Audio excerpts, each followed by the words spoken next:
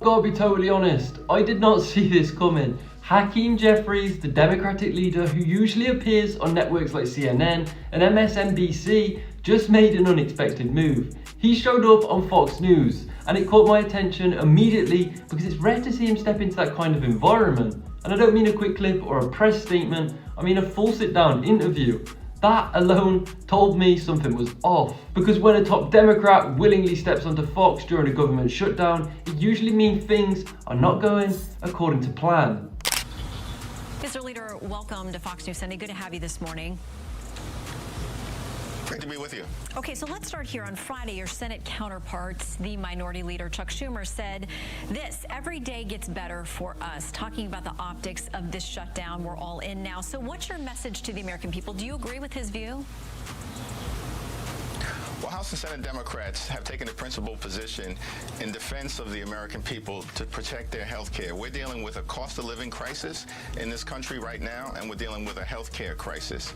We have repeatedly made clear that we will sit down with anyone, anytime, any place, go back to the White House to have a bipartisan discussion about reopening the government, reaching a spending agreement that actually improves the quality of life for the American people and addresses the health care crisis that threatens tens of millions of people across the country, including in rural America. But do you agree that the optics of this are, quote, working in your favor or good for you as a party at this point? This is not about party. This is about the American people. We're dealing with a situation where, as a result of the one big ugly bill that Republicans passed earlier this year, we have the largest cut to Medicaid in American history. Hospitals, nursing homes, and community-based health centers are closing all across the country. If Republicans continue to refuse to extend the Affordable Care Act tax credits, then tens of millions of people are about to experience dramatically increased premiums, co-pays, and deductibles that will result in health insurance costs doubling or tripling or quadrupling. People are going to face thousands of dollars of additional costs, including in the state that is represented by Speaker Mike Johnson. In fact, in his own district, I believe premiums may increase by about 380%. Now, the timing couldn't have been worse for him. This shutdown has been dragging on, and no matter how much spin gets poured into the air, it's starting to backfire. People are actually frustrated, the headlines are ugly, and both parties are pointing fingers. But when Jeffries tried to defend his position live on air, things didn't exactly land the way he hoped. Morning, everyone. Good morning. The government has been shut down for 10 days. Our men and women in uniform and hardworking federal employees are working without pay. Donald Trump can find the time to play golf, but he can't be bothered negotiating a bipartisan agreement to reopen the government and address the healthcare crisis that they've created. And House Republicans remain on vacation for 3 weeks. The American people are sick and tired of the chaos, crisis, and confusion that has been visited upon the country by Donald Trump and Republican complete control of Congress. As Democrats, our position remains very clear. We will sit down with anyone, anytime, any place, here at the Capitol or back at the White House to reopen the government, pay our federal employees, enact a spending agreement that meets the needs of the American people, and at the same time, address the Republican healthcare crisis that is devastating the American people. Question? The president, you have said, should be involved with negotiations. He is headed out of the country. Do you have any sense of any negotiations happening or what sort of timeline we've worked on and any clue that you have for him? Donald Trump's strategy during this government shutdown that he has created has been to play golf and issue deepfake videos. Mike Johnson's strategy is to keep House Republicans on vacation. John Thune's strategy is to continue to do the same partisan thing over and over and over again and expect different results. That's legislative insanity.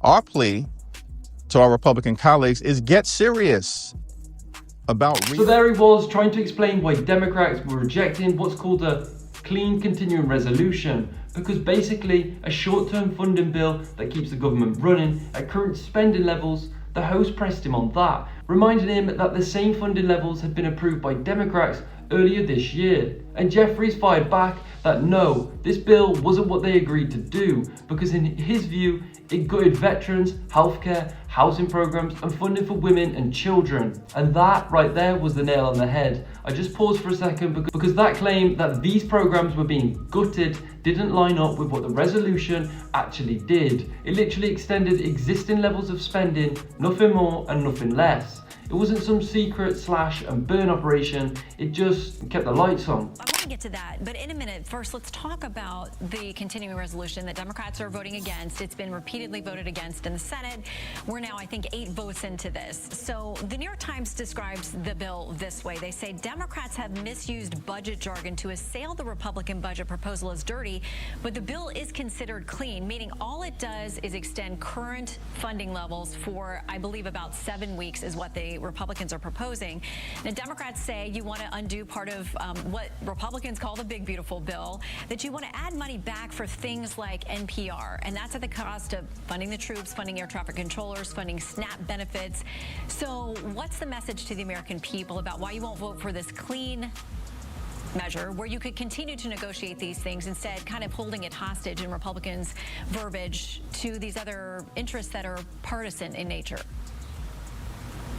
Well, Republicans control the House, the Senate, and the presidency, and unfortunately, they've made the decision to take a my way or the highway approach. We've repeatedly made clear we want to sit down, reopen the government, and negotiate a bipartisan path forward. They do control all of those bodies, but they do need Senate votes from Democrats, and they've had some in order to move something there. Which is why there should be a bipartisan negotiation. Now, my friends on the other side of the aisle, they seem to believe that healthcare is an extraneous issue. We don't believe it's an extraneous issue. It's a central issue. This is the wealthiest country in the history of the world, and people throughout this country should be able to afford to go see a doctor when they need one for themselves, their family, their children. We're fighting for couples, which in this particular moment in time, for instance, a couple that makes $88,000 a year currently receives tax credits connected to the Affordable Care Act, pays about $8,000 a year, which is already... So when the host called him out, reminding him that nothing was being cut, Jeffries doubled down. He said Democrats opposed the bill because current spending levels were already unacceptable. That's when I realised this actually wasn't about numbers on paper anymore. It was about optics, control, and messaging. It was about being seen fighting for something, even if that something didn't technically exist in the legislation. And look, I get it, politics is all about perception, but at that point it started to feel like Jeffries wasn't debating a Republican, he was debating, well, reality. He shifted the conversation towards healthcare, saying open enrollment was around the corner, that families were about to see their insurance costs skyrocket, and Democrats were just trying to protect people from losing affordable care, act subsidised, and I'll admit, he made a passionate case. He talked about couples who'd seen their costs triple if those tax credits expired. Allow the Affordable Care Act tax credits to expire, their costs will triple to $24,000 a year.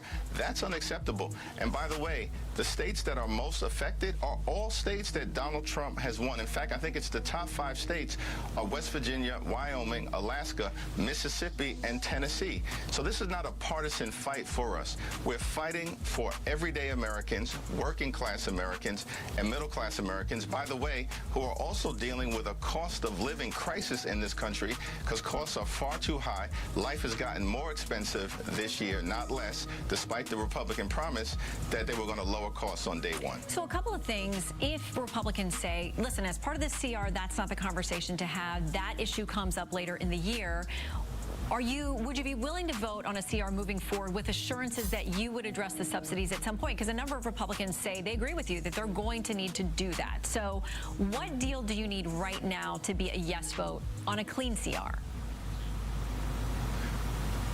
Well, first of all, we don't view the current bill as anything other than a partisan Republican spending bill that continues to gut the healthcare of the American people.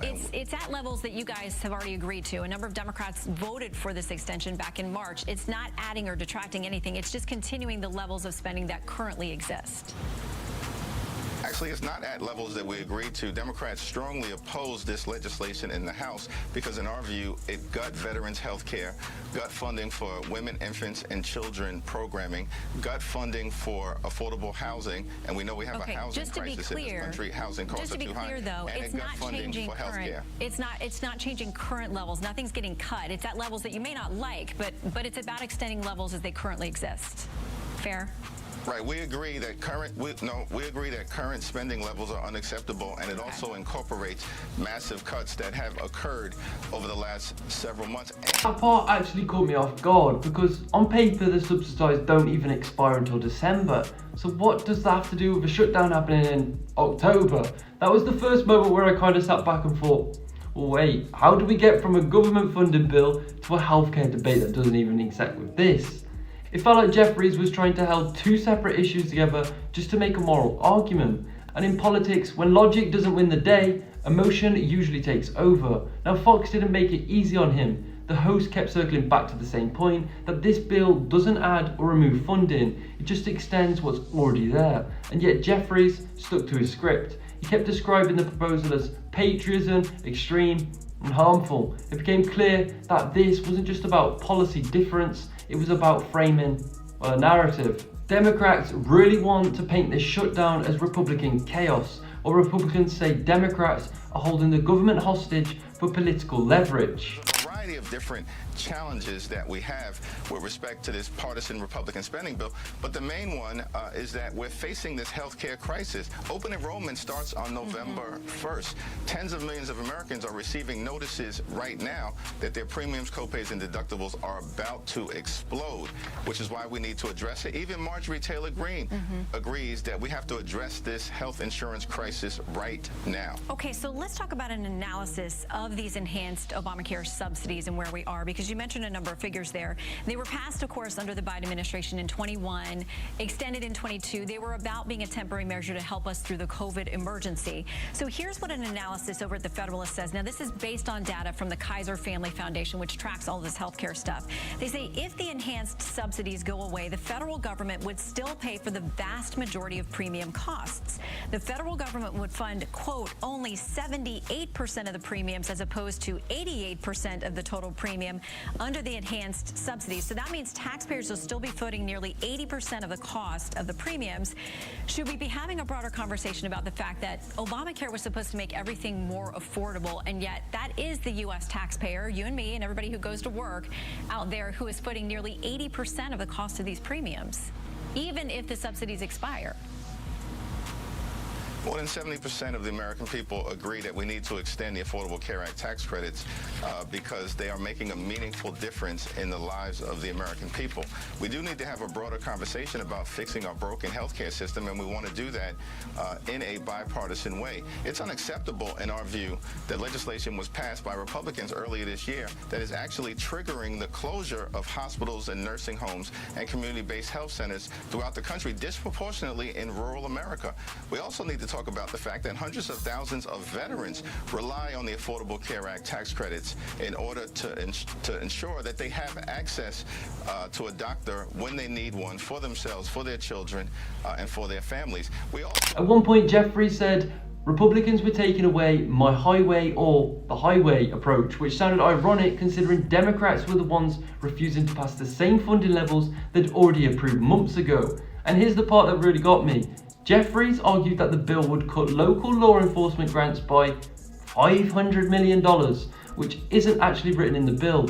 The host pushed back gently, but the movement hung there, and it kind of got awkward and he got exposed. It was one of those live TV pauses where you could practically hear the silent screaming. I don't even think how Jeffries realised how that looked. It wasn't just some fiery back and forth. It was just uncomfortable, the kind of quiet unraveling that happens when talking points meet hard data. What's fascinating to me though is that the entire episode shows how desperate both parties are to control the blame game. Republicans are trying to look like adults in the room saying, we just want to keep the government open. We got a 1-year extension. Why don't we sign on right now? Let me ask you a question. Did Why you don't we get, sign did you on get right permission now? from your boss? Why don't we sign on right now? Did your boss, Donald You Trump? can easily extend Did the your boss, ACA did your right boss, now. Donald Trump, He's give not you my permission? boss. Yes, he is. No, he's not. And by the way, So let me ask you a why question. did you vote to Let me shut ask the you a government question. down? You Why know did you I- vote to shut Let me down? ask you a question. For years, you Well, always lectured about how we need to you're keep the making government You're open. making a show of this to No, make it's yourself sad. relevant. It's sad. You could It's easily an sign on to You're this. embarrassing You yourself could right sign now. on to this. The only You're embarrassment chasing here is you. clout. You're an You embarrassment. could sign on to the bill. Let me ask you a question. You have 4 Democrats on here. Let me Why ask you a won't you question. sign on Let me ask to you a it? question. It's a Let clean me ask extension you a for 1 question. year. You voted for the one big Clean ugly bill, extension. correct? I voted for a The tax largest- cut bill that gave the largest tax cut the to largest- Americans in history, the including, by largest- the way, the average New Yorker getting a $4,000 tax cut. Are you against that? You're embarrassing Do you want yourself to right want now. to cut the standard deduction in The half? Is that largest what you cut want to to do? Medicaid in No, we American rooted history. out You voted waste, for that. fraud, and abuse, by the You way. voted Tom DiNapoli, the for a Democratic permanent- controller of New Let York, me ask you a question. pointed out that $1.2 If billion you're were wasted. Listen, you're not gonna wasted, you're not gonna talk. wasted, You're not gonna talk to wasted me. You're not on gonna talk to me fraud and talk and over non-New me York residents because you don't getting want to paid. hear what I have to say. Oh, I'm So listening. why Go don't you ahead. just keep your mouth shut? Oh, because you is showed that- up. is that the way to you talk? showed up. You showed up. Yeah. And so you voted for this one I big signed ugly on bill. for this. You can extend it A right now. permanent extension of massive tax breaks for your billionaire donors. To be honest, Jeffries showing up on Fox, well, that's the political equivalent of waving a white flag while still pretending you're changing forward.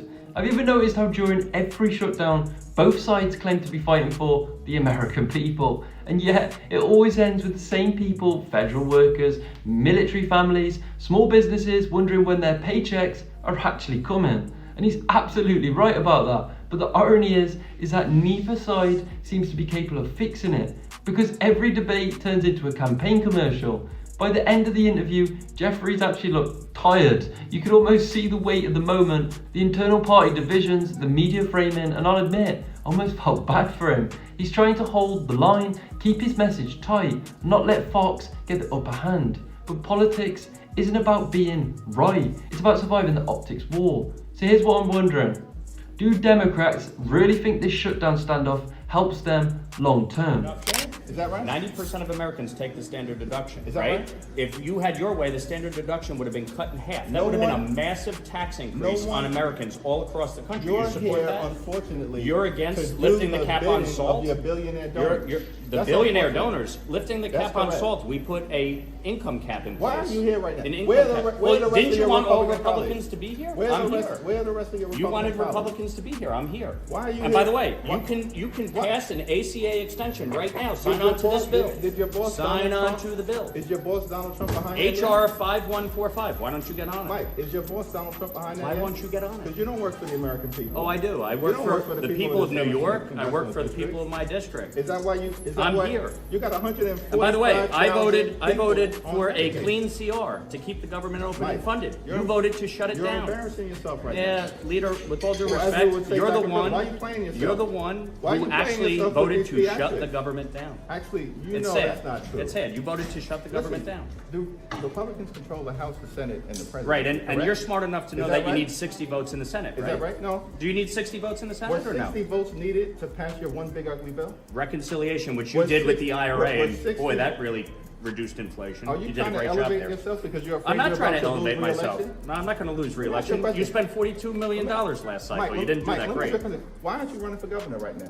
You spent, Because I you spent a actually year and a half. enjoy this job, and I'm here to do You it. And enjoy- by the way, you and by the enjoy- way, you you could enjoy actually embarrassing pass. yourself? You could actually pass You enjoy being a lackey a for subsidy Donald right Trump? now. Because if you ask me right now, it's making them look stubborn, not strong, and the more they talk about unrelated issues like healthcare, subsidised, the more it feels like they're searching for a distraction rather than for a solution. And if it wasn't then, why vote for it in the first place?